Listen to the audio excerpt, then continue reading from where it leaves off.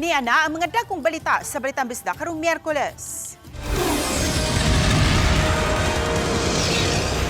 Pulis gipasiritan og gas sa gigukod nga motor napper sa Negros Oriental. Cebu City gipaubos sa Blue Alert isip pagpangandam sa bagyong Basyang. Mga dagway ni DOT Secretary Cristina Garcia Frasco sa mga tourism-related materials gipatangtang na. Ug iro nga daw nag-surfing sa Bohol, gikalingawan sa mga netizens. Kini ang GMA Regional TV, Balitang Bisdak. Maayong hapon, ako si Cecil Kibod Castro. Gipasiritan og gasolina ang pulis nga midakop sa usa ka motor napper. Aniya ang report. Nahitabo ang insidente ni atong Lunes sa gabi sa lungsod sa Amlan sa Negros Oriental. Sa CCTV footage sa gasolinahan, makita ang pag-abot sa usa ka lalaki. Sa laing anggulo, makita nga gikuha sa lalaki ang gas pump o gipasiritan ang simento. Dihang gibadlong sa mga nagbantay, gipasiritan niya sila. Sa pagkataon-taon, miabot ang pulis nga iya usab nga gipasiritan og gasolina. Dinhi na nahitabo ang nilayugay sa suspek og sa pulis. Ug sa tabang sa laing pulis, nadakpan ang 29 anyos nga suspek kinsa residente sa lungsod sa San Jose. Matod sa San Jose Municipal Police Station, suspek si gisel sa pagkawat sa motor sa barangay Tapon, norte sa San Jose. Sa investigasyon sa wala pa kawata ang motor, giswayan pa sa pagdunggab sa suspek ang tag-iya niini. Daling responde sa insidente silang Police Staff Sergeant PG Adam Caparas ug Police Corporal Rohinio Garbo. Nabawi gikan sa suspek ang ikawat nga motor. Reklamong karnaping o resistance and disobedience to agents of person and authority ang atubangon sa suspek. Gisuwayan sa GMA Integrated News nga makuha ang habig sa suspek nga natanggong sa San Jose Municipal Police Station. Samtang ipahibaw sa San Jose Municipal Police Station nga padayon nga giobserbahan ang kahimtang ni Police Corporal Carbo. Naigo sa naong dihang gipasiritan sa gasolina. Nireser sila, kaniyang isprihan o gas katong gasolina, mga ato ang responding personnel. Kauban si Clans Gabutin, ako si Alan Domingo. Balitang Bisdak. Nakalas sa managlahing disgrasya sa kadalanan ang duha ka mga lalaki sa Dakbayan sa Talisay. Ang detalye sa report ni Fe Marido Mabo. Patay ang usa ka 45 anyos nga lalaki nga nagbarog raon ta daplin sedan dihang nadasmagan kini og motorsiklo sa Prisco de Parini Street, Barangay Tabunok, ganihang kadlawon. Giila ang biktima nga si alias Jim, taga Purok Hanas, Barangay Tabunok. Giila usab ang motoristang nakadasmag nga si alias Joseph, 25 anyos, taga Barangay Bulacau sa Dakbayan sa Talisay. Sa inisyal nga investigasyon sa kapulisan, nasuta nga nagbarog lang daplin sa kalsada ang biktima. Samtang gingong hubog si Joseph, ang nagmaniho sa motorsiklo gikan sa Barangay Poblasyon, paingunang mopauli. Apan sa kalit lang nadasmagan sa motorista ang biktima nga mo'y hinungdan sa pagkatumba nilang duha diha sa krasada. Nagrabihan ang biktima nga nakaangkon og grabing bali sa wala niyang tiil o grabing kadaot siyang ulo. Gidala pa sa tambalanan ng biktima apan nakabsan ra gihapon kini sa iyang kinabuhi.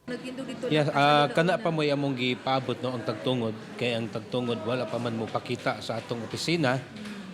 Pero ang driver gidetain karon. Gidala sa traffic section ng motorista nga miangkong nakainom siya og ilim nung makahubog. Allegedly nakainom ang driver. Unya matod pasad sa moong driver nga nagdali siya, wa na siya ka-control sa iyang gimaniho nga motor. Unya during pod sa investigation, nasuta na mo nga ang moong driver way lisensya, nagkupot lang ni siya og special permit. Student permit. Samtang nakalas usabang motorista sa laing aksidente nga nahitabo nitong Lunes sa gabi, Pebrero 2, sa Barangay Lagtang. Gingong padong si alias Al sa Campus 6 ug mi-overtake sa tricycle sa Kurbadahong Dapit. Apan misangpot kini sa pagkadasmag sa gikatagbo nga van. Tungod sa kakusog sa dagat, nalabay ang motorista. Gitabang paunta kini apan nakabsan kini sa iyang kinabuhi. Mato di tumulak nga upat na ang ilang natalang namatay tungod sa vehicular accident sa Dakbayan sa Talisay, ning unang bahin pa lang sa 2026. Ubay nagitag disgrasya no since last year. Doon na yung mga na-involved, doon na uban nga nangamatay tungod kay nakainom. So unta mahigmata na ang atong mga motorista nga wa joy men lucky basta makainom. So muawhag kita nila nga og makainom manggaling ayaw lang gyud sa pag-drive. Uban ni Cleofer Lumayag, Femery Dumabok. Balitang Bisdak. Gitigbas patay ang usa ka 39 anyos nga babae sa lungsod sa Aluginsan, samtang ang sospek nadakpan ra usab. Sayran tang detalye sa report ni Alan Domingo. Nakabsan sa iyang kinabuhi ang biktimang si Merna Yuson human makaangkon og sama tinigbasan siya lawas. Kagahapon adlaw sa Purok 3 Barangay Punay lungsod sa Aluginsan, gitumbok nga suspek ang iyang silingan nga si Alia Suse. Base sa investigasyon sa kapulisan sa lungsod sa Aluginsan, ang biktima nagkuha og mahulagway sa mga balay sa ilang dapit aron magamit alang sa documentation sa makuhang ayuda sa mga nabiktima sa Bagyong Tino. Dihang niabot ang suspek ng utana kini kun asa na ang iyang inahan apan gitubag kini sa biktima nga wa siya masayon. Diha namatod pa gitigba sa suspek ang biktima nga misangpot sa iyang kamatayon. Samtang ang suspek wa mosibat o gikumbinser nga motahan apan dili sayon tungod kay nagdala-dala kini sa iyang hinagiban. Nagmalampuson ang mga otoridad sa pagdakop sa suspek o gibalhog na kini sa bilangguan. Sa inisyal nga investigasyon sa mga otoridad, adunay record ang suspek nga nawad og maing pangisip o musugmat-sugmat kini. Samtang usa-usab kini ka drug surrendery og nasayran nga mogamit pa og illegal drugs panagsa. Ano siya ay kuan pod nga magpasar-pasar sa kaon nga kung di makuan makakaon mo sugmat ang iyang Daghan na diri ang biktima nya ako diha ako sa sulod sa kanang baboyan pagkakita na ko nga day sundang yang gigo kri ambak lang sa ko nigdagan sa kuntos pikas kay uga pati sundang laban jud ko to. Kauban si Cleofer Lumayag, ako si Alan Domingo. Balitag Bisdak. Gisaway sa Senate Committee on Tourism ang pagbutang sa mga hulagway ni Tourism Secretary Cristina Garcia Frasco sa pipila ka mga maanindot nga talan-aw sa nasod. Aniya ang report. Lakip sa gihisgutan ni Tulfo ang hulagway sa kalihim nga naa sa Lake Cebu sa South Cotabato. Gipasabot ni Frasco nga wala siya paybawa nga ibutang ang iyang hulagway sa magazine. Wala siya magsugo nga ilakip ang iyang hulagway sa welcome tarpaulin sa airport. Sa Lake Cebu usab, may bisita siya tungod sa trabaho. I have tried to be as present as possible in our destinations and for our stakeholders. That is the extent of the duty that I have exercised and nothing more. Compared to other countries like Vietnam, Korea, Malaysia, Japan, hindi niyo po nakikita yung mukha ng mga secretaries ng Department of Tourism nila doon eh. Wala, never. Nakakalata yung mga tao na parang pinopromote yung sarili mo for whatever reason. Perhaps if it is the pleasure of the senator that I no longer visit our destinations or that there be no coverage of the same, we can take that into serious consideration. Of course, ma'am, you can visit. Why not? But what we are saying here, ma'am, please, huwag mo i-promote yung sarili mo. Samtang gitukiusa batol sa committee hearing ang kamahal sa presyo sa airplane ticket nga mobiyahe paingon sa nagkalinlaing local tourist destination. Matod sa airline company, tungod kini sa kadako sa gastuhan sa paggamit sa gagbing mga aircraft nga maoray makatugpa sa ubang airport sa ubang destinasyon. Maghimo na og mga pamaagi ang Civil Aviation Authority of the Philippines aron mapalapdan og mapatas-an ang runway sa ubang airport aron makalupad og makatugdon ang mas dagkong eroplano. Samtang gimanduan na ni DOT Secretary Frasco ang tanang DOT Regional Office sa pagtangtang sa tanang DOT materials kun diin nakapatik ang iyang dagway. Gidid-an usab niya ang mga LGUs sa paggamit sa iyang naong sa bisan unsang tourism-related materials. Uban ni Clans Gabutin, Femery Dumabok. Balitang Bisdak. Gitugutan na ang Lapu-Lapu City LGU nga kataadlaw nang makalabay og basura sa usa ka private landfill sa lungsod sa Konsolasyon. Apan kay limitado lang ngadto sa 120 tons sa basura ang malabay matag adlaw, nangita karon og laing landfill ang LGU nga mamihimong kalabayan. Si Luan Mirundina sa report. Matag adlaw, moabot sa 200 tons sa basura ang mahipo sa dakben sa Lapu-Lapu. Apan tungod kay giregulate ang paglabay og basura sa usa ka pribadong landfill sa lungsod sa Konsolasyon, dihang nahitabo ang trash slide sa Binaliw Landfill sa Cebu City, katulo sa usa ka semana lang makalabay og basura sa Konsolasyon ang Lapu-Lapu City. Hinungdan nga nipada og suwat si Lapu-Lapu City Mayor Cindy King-Chan ngadto kang Konsolasyon Mayor Nene Aligado aron makapangayo og exemption sa truck ban ug malugwa higwayan ang panahon nga makalabay og basura ang Lapu-Lapu City sa pribadong landfill sa naasoyng lungsod. Atong hauler has 10 trucks.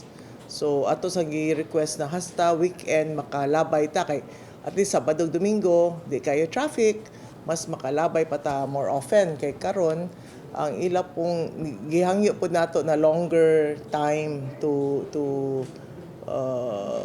labay kay kung katong 5 to 9 PM ra kausa ra gyud ang trip, no, which is gamay ra kay ng basura ang makuha. Matud ni Chan, human nakakuha og truck ban exemptions ang Lapu-Lapu City sa Mandawi City LGU o Consolacion LGU, matag adlaw na ang paglabay og basura ngadto sa usa ka pribadong landfill sa Consolacion.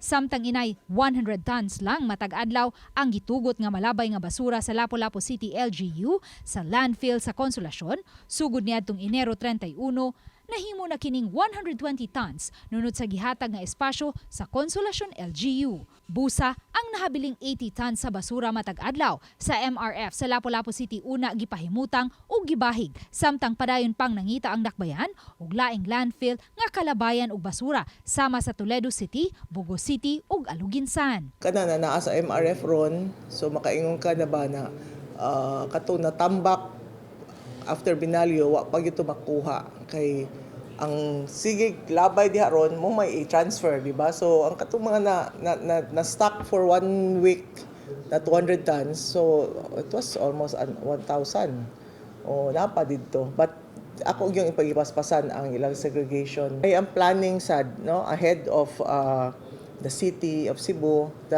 to purchase shredding machines. Samtang subsub usab karon ang gihimong pagpatuman sa sentro sa purok-based solid waste management.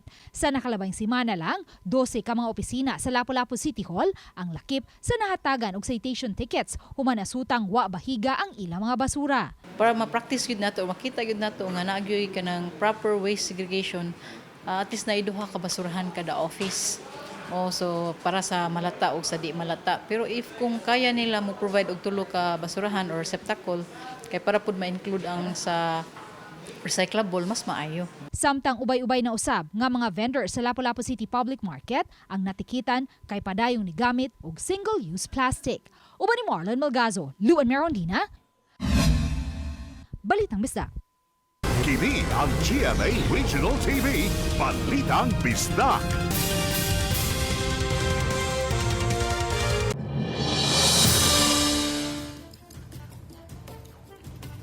Gipaubos sa Blue Alert status ang dakbayan sa Subo isip pagpangandam sa bagyong Basyang.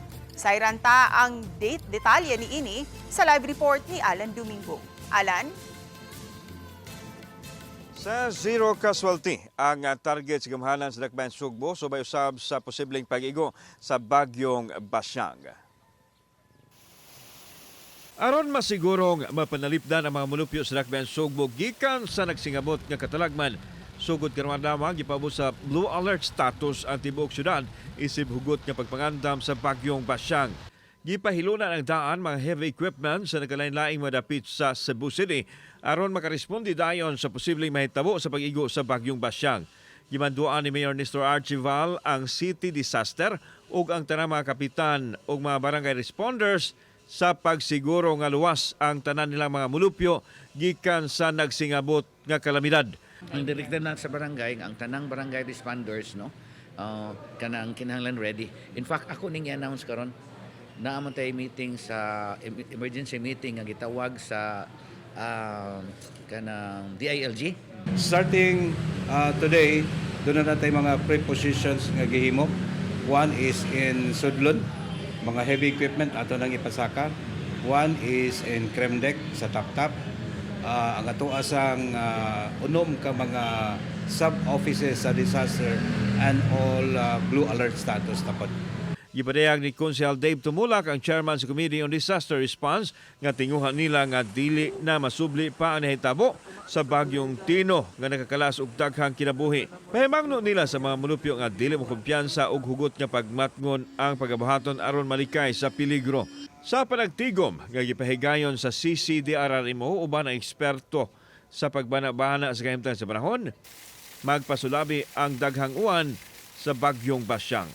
I-check sad ang tanan nga mga flood-prone areas, mga disaster risk areas, pag-check sa daan unsay mga preparations and respond if in case. But the problem here is the depression has a wide or vast rain band.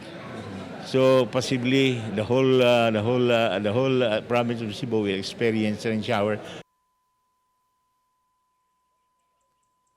Sa sakong pakiistorya ni Mayor Nestor Archival kaganina, iyahang gipahibaw nga posibleng karong hapon muhatag na siya official announcement kung unsay mahitabo sa klase sa mga tunghaan ug mga adlaw, posible ang suspension sa in-person classes ug mo-shift na lang sa modular class ug mga adlaw. So ato nang i-monitor, pinaagi usab siyang social media page. Ses.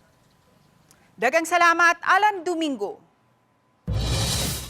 Patay ang siyam ka mga individual human mahulog ang gisakyang mini dump truck sa pangpang sa barangay Kalamtukan, Bayawan City, Negros Oriental. Dead on arrival sa Kalumbuyan Primary Community Hospital ang mga biktima nga mga empleyado sa Bayawan City LGU, apil na ang driver sa dump truck. Base sa investigasyon, ang dump truck adunay karga nga 5 ka mga crude oil gawas sa mga biktima. Dihang padulhog na ang truck, nawad-an matud pa og kontrol ang driver, hinungdan nga milahos kini sa pangpang. Sa kataas sa gihagbungan ni ini, mayong pagkapiyapi sa dump truck. Gisuwayan pa si GMA-RTV Balitang Bisdak nga makuha ang habig sa Bayawan City LGU kabahin sa maong insidente. Based on initial investigation na the dump truck overshoot while they are traversing the downward slope of Barangay Kaluntukan, sir. There were 9 confirmed dead, sir. Lahat ng mga nakasakay doon po sa truck, sir. Padayong nangita og dugang mga alternatibo ang Mandawi City alang sa hustong pag-manage sa ilang mga basura. Lakip na ang pagtanaw sa posibleng waste to energy system. Ang detalye sa report ni Nico Sereno. Laing proposal ang nadawat sa Mandawi City LGU para sa pag-manage sa ilang basura. Matod ni City Administrator Attorney Gonzalo Maligon, usa kini ka waste to energy company nga nag-operate sa Lapu-Lapu City. Apan tan-awon pa nila kung makaya makahasab ang volume sa basura nga mahipos sa dakbayan. Magbutang og facility diri sa Mandawi. But that's why unya nana kung makikita mi dito sa Lapu-Lapu kung it's working good. Una pa mo ingon nga, sige, tanaw na ito Mandawi, pwede ba ni? Kaya ba nila ang scale? Sa pagkakaroon, pabiling gigamit ang Mandawi Green Learning Park isip transfer station sa mga basura. Usa ka private company ang gikontrata nga hauler aron mo ay mulabay sa basura sa usa ka landfill. Gidugang ni Malikon, nagtinguha karon ang syudad nga makatagana og dugang nga budget alang sa waste management. Labi na kuno, kung dugay pa maka-operate balik ang landfill sa Binaliw, maong posibleng ipaagi sa supplemental budget. Ang punto lang sa mayor karon is open gid siya for proposals ba unsay mga bag-ong technology kay di man gud ka siguro sa Binaliw kung unsay sustainability ana or bisag ang konsolasyon. Diba? Kaya ang sanitary landfill na mga siya lifespan. Uban ni Godfrey Relien, Nico Sereno, Balitang Bisdak. Napasakaan na og kaso ang usa ka kapitan sa lungsod sa Minglanilla nga nagmaneho sa sakyanan nga midaro sa mga tawo sa dalan sa barangay Kadulawan. Samtang napasakaan usab og kaso ang bus driver nga nakadas magpatay sa pulis nga sakop sa Highway Patrol Group sa barangay Inuburan sa City of Naga.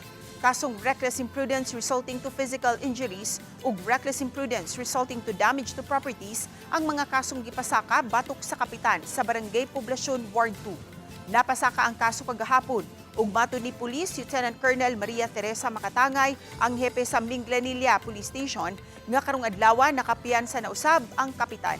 Kinumduman nga 8 ang naangol ug 2 ka mga motorsiklo ang naguba human gidaro sa multicab nga gimaneho sa kapitan kay matud pa nagmalfunction ang brake sa sakyanan.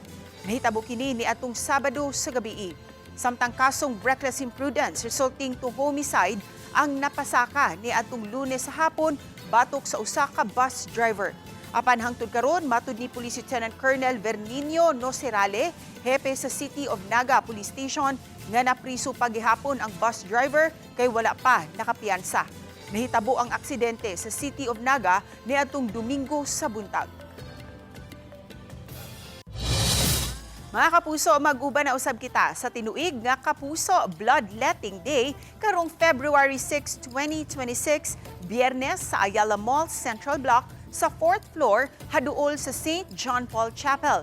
Imbitaha usab ang inyong pamilya, mga higala o kaha mga kauban sa trabaho aron magkahiusat ang tanan sa pagdunar og dugo.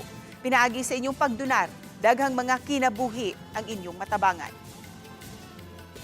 Kini ang GMA Regional TV, Balitang Bisdak.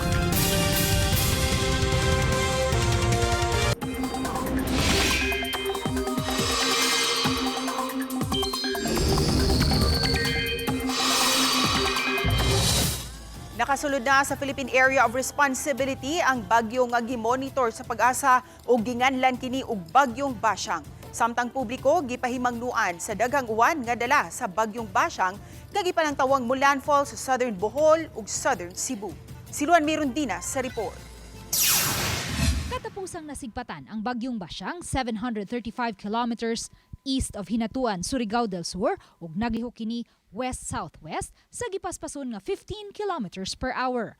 Matod sa Pag-asa, gipanglantawang mukusog pa kini ug mamahimong usa ka tropical storm karong gabii, samtang magkaduol sa kayutaan habig sa Caraga region. Karon pa lang, gipaubos na sa tropical cyclone wind signal number 1 ang Siargao, Bukas Grande Islands, Surigao del Norte ug Surigao del Sur. Ugma sa gabii, Huwebes o baka sa Biyernes sa buntag, mulandfall kini habig sa Surigao. Tungod niini, sugod karong gabii o ugma sa buntag, may mga dapit na usab sa Central Visayas ang malakip sa mapaubos sa tropical cyclone wind signal. Considering yung distance niyan sa Caraga with respect to Cebu, na sa mga 100 kilometers distance, so at the speed of 15 kilometers per hour.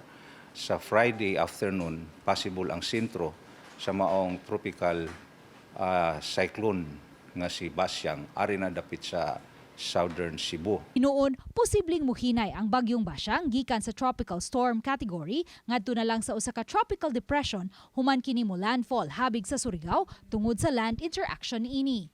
Apan matod sa Pag-asa, dili angayang mokumpiyansa tungod sa daghang uwan nga dala sa bagyong Basyang.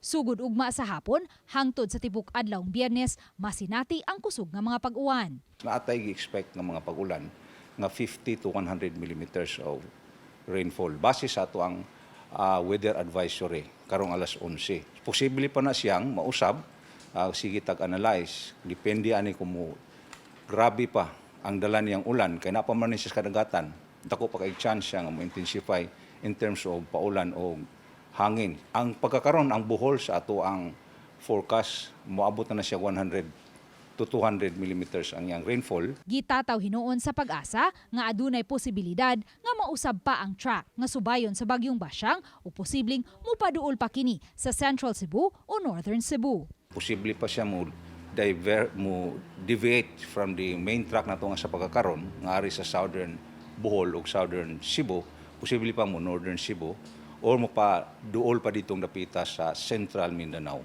ang iyang track. So magbantay ta dili buto sabot nga karon atong gitumbok ang Southern Cebu ug Southern Bohol, dili na maapektuhan ang the rest of Bohol and Cebu with respect to the Central Visayas and the Negros. Tanan mga nanta kay dako kay pa ang uncertainty.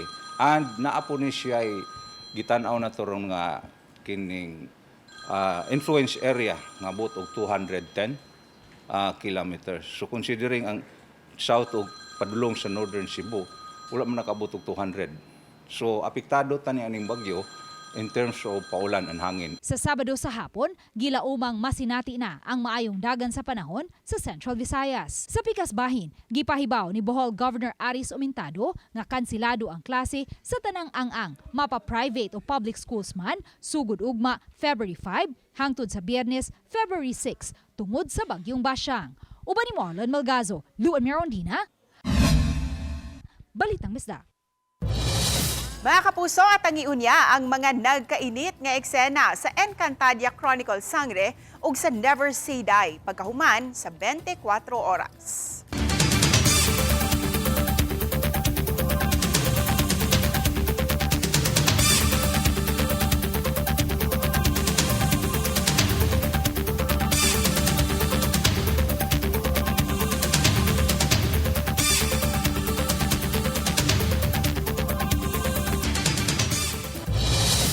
kami ang GMA Regional TV Balitang Bisdak. Kinatibok ang pwersa alang sa mas dakong misyon ug mas halapad nga pag-alagad sa nasod. Mayong hapon mga kapuso.